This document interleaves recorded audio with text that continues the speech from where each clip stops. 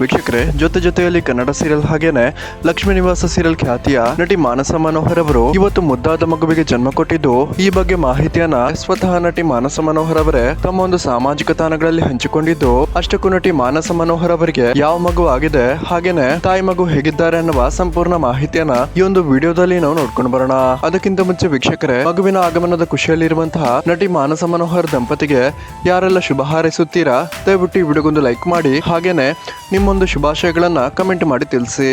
ವೀಕ್ಷಕರೇ, ನಟಿ ಮಾನಸ ಮನೋಹರ್ ಅವರು ಜಿ ಕನ್ನಡ ವಾಹಿನಿಯ ಅವತ್ತಿನ ಜನಪ್ರಿಯ ಸೀರಿಯಲ್ ಆಗಿದ್ದಂತಹ